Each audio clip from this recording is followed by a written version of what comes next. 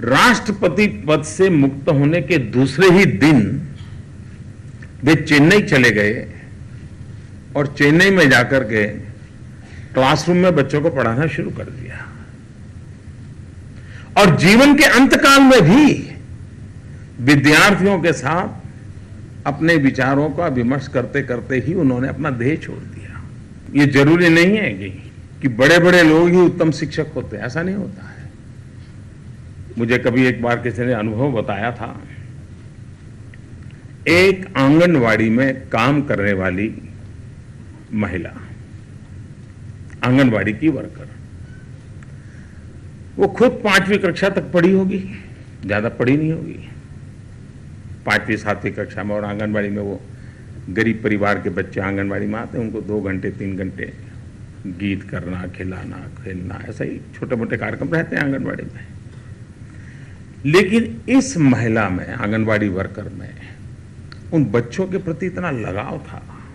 अपनी जो साड़ी थी, अब गरीब परिवार में साड़ी पुरानी हो तो उसको जितना लंबा खींच सके खींचते हैं, और बाद में सोचते हैं कि जब बर्तन बेचने वाला आएगा तो साड़ी के बदले में कुछ बर्तन खरीदेंगे, कोई न कोई चीज खरीदने का प्रयास करते। ये आंगनवाड़ी वर्कर जो कि गरीब थी, उसने क्या किया, अपनी जो पुरानी साड़ी थी उसके छोटे छोटे टुकड़े करके हाथ से उसकी बॉर्डर को ठीक करके उसका छोटा छोटा हैंडकरचिप बनाया।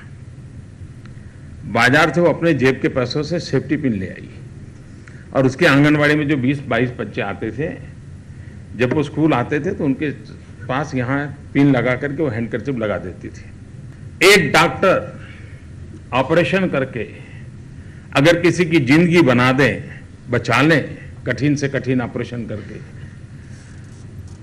तो देश भर के अखबारों में उसकी स्टोरी छपती है।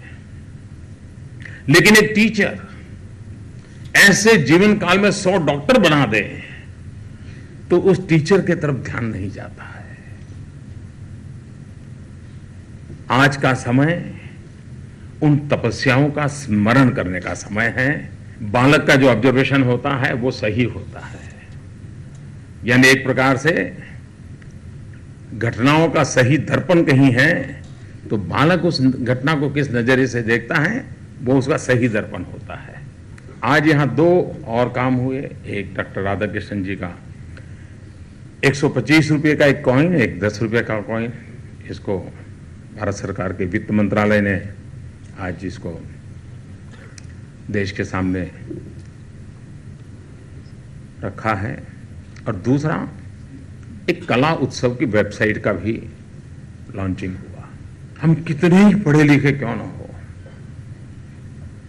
हमें कितना ही ज्ञान इंजीनियरिंग का, टेक्नोलॉजी का क्यों ना हो, लेकिन हमें रोबोट बनने से बचना है। हमारे भीतर संवेदनाएं हो,